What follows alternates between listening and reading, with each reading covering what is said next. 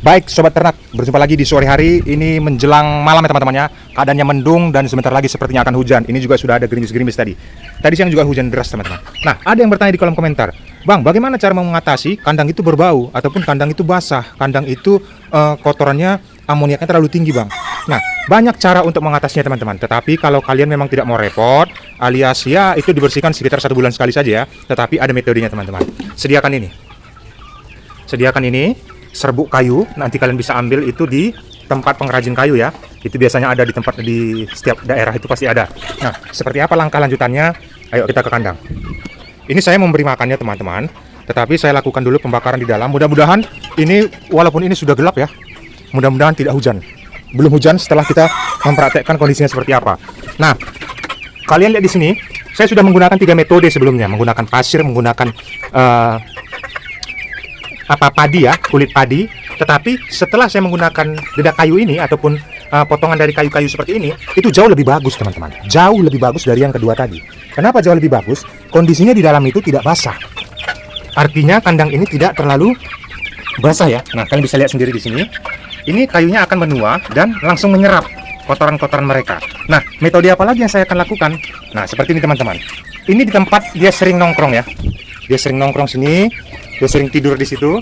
Saya buat tumpukan di situ. Nih. Itu. Kalian perhatikan di mana dia sering numpuk, sering nongkrong. Nanti di situ lakukan pembakaran, teman-teman.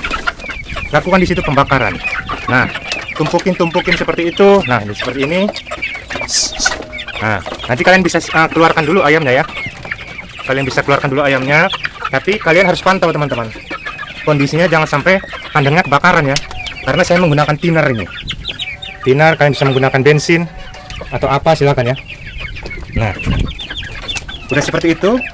Titik-titik yang mereka sering tidur ya, kalian kan bisa perhatikan kandang itu dia tidurnya di mana. Nah, ini dilakukan pembakaran seperti ini teman-teman. Nah, buat di semua titiknya seperti itu. Lakukan dia pembakarannya. Nah, seperti ini. Tuh nyamber langsung karena di botol ya. Nah. Jadi fungsinya apa? Langsung membuat kandangnya ini mengering dan gas amoniaknya ataupun bakteri-bakteri yang ada di dalamnya ini itu cepat teman-teman, cepat mati. Virusnya itu di kandang ini steril jadinya. Nah, penumpukannya seperti itu. Biarkan saja karena yang kita miliki ini dari serbuk kayu ini adalah sudah mengering ya. Makanya biasanya itu di tempat pengrajin, tempat pembuatan lemari ataupun pintu-pintu, kalian datangin saja. Ini satu goni gede ya, satu goni 50 kilo itu kita memang disuruh ngambil sendiri karena di situ bergeletakan. Itu harganya cuma 5 ribuan teman-teman. Saya ambil 5 ribuan. Jadi 5 ribu itu bisa bertahan sampai mereka panen. Nah, saya lakukan seperti ini metodenya. Nah, kalian bisa lihat sendiri ya. Jadi dilakukan penumpukan, ditumpuk-tumpuk seperti itu, biarkan pembakaran, nanti dia akan menjalar teman-teman. Itu kebetulan tadi thinnernya sudah habis ya. Nah, jadi setiap titik-titiknya itu dilakukan pembakaran seperti ini. Nah, karena yang bertanya itu mungkin sudah bingung ya. Sudah bingung dengan keadaan yang dialaminya.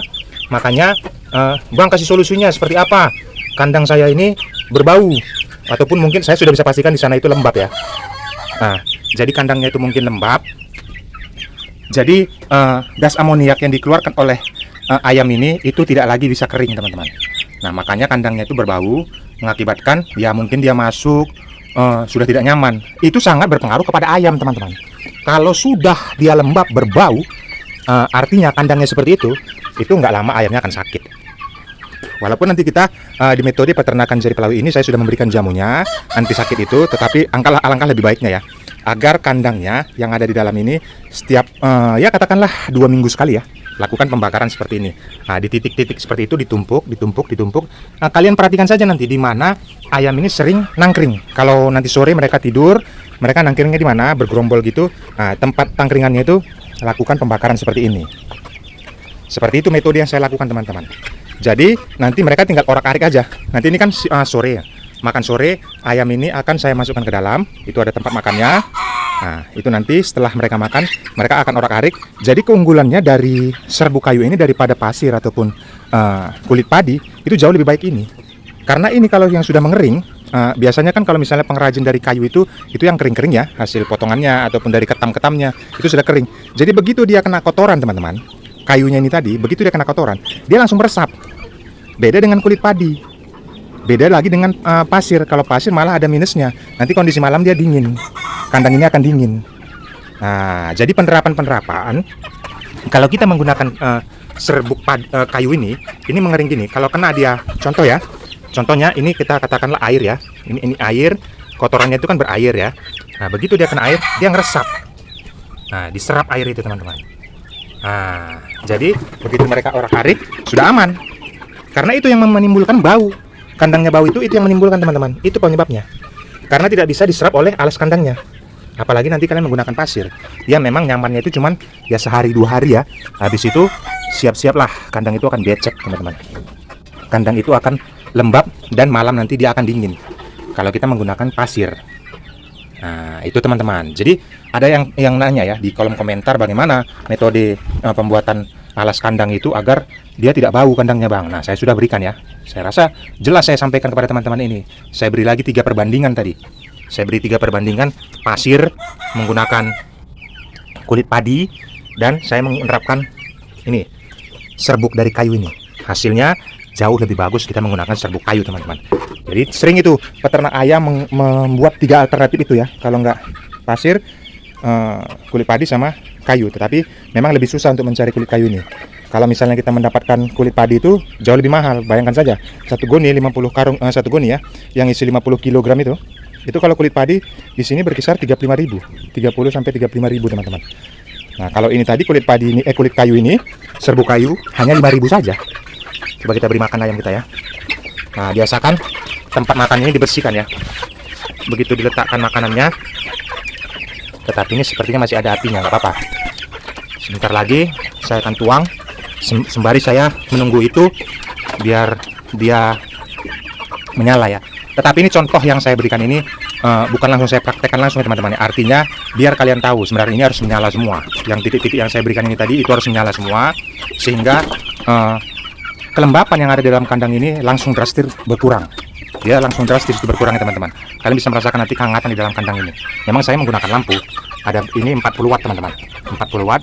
Kandang saya 2 kali 2 meter saja. Tidak besar teman-teman. 2 kali 2 meter dan tingginya ini paling 1 meter lebih sedikit aja lah. 1 meter ya setengah lah. Tidak sampai 2 meter. Nah, ini kapasitasnya berapa? 100 ekor teman-teman.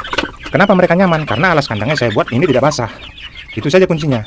Alas kandang jangan sampai basah. Jangan menimbulkan bau di dalam kandang ini. Walaupun penerapan jamu yang kita berikan sudah anti sakitnya, begitu juga kotornya tidak berbau. Makanya jamu yang itu sudah saya upload di video-video sebelumnya. Hanya 5 bahan. Saya bukan menjual produknya, tapi kalian buat sendiri saja di rumah teman-teman. Seperti itu. Jadi kalau ada kendala-kendala seperti yang kayak komentar kemarin ya, dia menanyakan bagaimana tentang kandang itu tadi yang berbau, saya sudah berikan jawabannya. Kalau kalian sudah sering nonton di Jari Pelawi ini, kalian sudah tahu ya untuk makan alternatifnya ini. Ini pasti kalian sudah tahu karena kalian sering nonton di sini teman-teman. Yang baru bergabung silahkan cek saja video-video sebelumnya. Ini pakan alternatif 50% dari batang pisang dan 4 bahan itu tadi dari pabrikan ya. Ada pur 511, dedak ikan, dedak jagung sama dedak padi. Nah, itu dicampur dia. Untuk kelengkapan datanya itu pakan alternatifnya kalian cek saja di deskripsi. Saya sudah sertakan juga penjelasannya secara detail. Takarannya berapa itu saya jelaskan teman-teman. Tetapi untuk kendala kandang berbau sudah beri solusi ya kepada kalian, dan bagaimana agar kandang ini tetap kering saya juga sudah beri solusi kepada kalian teman-teman. Nah, itu hampir kena. Makanya memang pada saat metode pembakaran ini terjadi, kalian harus standby. Jangan sampai ya bablasan ya, karena ini kayu bisa merambat apalagi angin kencang. Nah, itu bisa menyambar semua, malah kebakaran nanti jadinya teman-teman. Jadi pada saat metode ini dilangsungkan, ini kan 2 minggu sekali lakukan pembakaran seperti ini, itu 2 minggu sekali saja. Nah, kalian harus kontrol. Kalau melakukannya siang silakan, tetapi harus dijaga teman-teman, betul-betul dijaga agar tidak terjadi kebakaran ya. Nah, seperti itu. Ini kondisinya baru sekitar 2 bulan ya, 2 bulan sekitar 5 hari, tapi sudah hampir 1 kilogram teman-teman. Nah, badannya gempol-gempol semua. Nah, ini sudah mati apinya ini karena mereka tadi terbang ya. Nah, waduh, panas juga teman-teman. Nah, jadi sudah kita berikan saja langsung makan di sini. Kita tabur. Nah, ini waktunya mereka makan sore. Satu lagi kunci teman-teman agar proses pencapaian 3 bulan itu paling lama sudah sampai 1 kilo 2 on, itu pemberian makannya harus jor-joran. Jangan ditakar-takar 1 ekor 1 on 1 ekor. Pusing teman-teman, lama itu. Nah, pemberian makannya itu sampai mereka betul-betul kenyang. Nah, seperti itu. Makanya di tempat saya ini sudah beberapa, sudah puluhan tahun lah teman-teman. Itu metode pemberian pakannya jangan ditakar-takar. berikannya yang seperti ini sampai mereka kenyang, jor-joran. Pemberian makannya itu ada juga yang nanya di kolom komentar berapa kali satu hari. 2 kali saja, pagi jam 8 ya, sekitar jam 8 lah, terus yang kedua sore sekitar jam 5. Nah, tetapi pada saat pagi diberikan makannya full, betul-betul kenyang, pemboloknya itu betul-betul terisi padat. Begitu juga sore menjelang tidur ini, itu lebih padat lagi, sampai mereka betul-betul kenyang teman-teman. Nah, kalau sudah seperti itu metode pemberian makan yang kalian berikan, ya 3 bulan sudah pasti tercapai. Itu bisa sampai 1,4 kg teman-teman. Karena ada peternak-peternak ayam kampung itu bisa sampai 4 bulan, 5 bulan. Itu ngapain? Itu mau berternak atau semester anak sekolah itu teman-teman. Udah terlalu lama itu. Kalau kalian nanti panen sampai 6 bulan baru bisa panen 1 kilo 2 on. Nah, itu di tempat saya itu cuma udah 2 periode. Karena di sini paling lama 3 bulan. 2 bulan setengah biasanya saya sudah 1,1 kg gitulah. 1 kg atau 1,1 ons. Nah, gitu 1,1 kg. Jadi penerapannya itu yang dilakukan tahapannya semua harus benar. Makanya pada saat kalian nonton di channel Jari Pelawi ini, itu jangan di skip-skip. Informasi yang saya sampaikan pakan alternatif itu takarannya harus tepat. Begitu juga jamunya di video-video sebelumnya. Rekomendasi chopper saya sudah sertakan, di video ini juga saya sertakan lah. Itu bukan chopper saya, sudah hampir 200 unit terjual teman-teman. Itu sangat luar biasa sekali. Rezeki kepada tokonya tidak ada masalah, tetapi memang tokonya itu amanah. Makanya saya rekomendasikan di situ kepada kalian. Kalian tinggal klik deskripsi, kalian cek ada linknya untuk pembelian chopper, mesin chopper itu, penggiling batang pisangnya, itu sangat halus sekali. Itu saya beli di situ, makanya saya rekomendasikan kepada kalian teman-teman. Seperti itu, datang barangnya langsung tinggal pakai saja. Tidak ada untuk rakit-rakit lagi. Karena nanti ada toko-toko yang lain datangnya cuma mata pisaunya saja, datangnya hanya tongnya saja, wattnya tidak sesuai. Kalau yang saya rekomendasikan ini wattnya itu hanya 70 watt saja, sangat ramah untuk skala rumahan, tidak terlalu besar. Jadi biaya iuran yang biasa di tempat saya ini sekitar karena saya banyak ya, pakai AC, pakai lampu, itu sekitar 300.000. Setelah saya menggunakan mesin cacah ini tadi, iuran saya cuma bertambah 10.000 untuk biaya listrik. Jadi sangat hemat sekali, hanya 70 watt saja. Seperti itu. Nah, teman-teman yang baru bergabung di dunia peternakan ayam, yang baru jumpa dengan channel ini, silahkan subscribe. Nyalakan juga loncengnya. Saya setiap hari upload jam 8 pagi. Untuk video short saya upload 2. Nah, kita berteman di sini. Apa kendala kalian? Saya akan jawab berdasarkan pengalaman, bukan asumsi apalagi hoax. Saya sangat menghindari itu. Karena saya tahu bagaimana tujuan peternakan kalian, itu tujuannya adalah keuntungan. Keuntungan yang harus didapatkan, teman-teman. Nah, kalau sudah seperti ini, kita saling berbagi. Apa informasi yang dari kalian, saya nanti akan sharingkan lagi. Saya coba cross check. Nah, berdasarkan pengalaman sudah puluhan tahun ya, turun-temurun bagaimana peternakan ini, itu saya sampaikan kepada kalian. Ada kendala, sakit, apa segala macam, tuangkan saja di kolom komentar, saya akan jawab teman-teman. Jangan lupa like video ini, saya rasa seperti ini dulu. Yang sudah menonton, selamat menerapkan di dalam peternakan kalian. Salam sukses, salam kasih dari Jari Pelawi.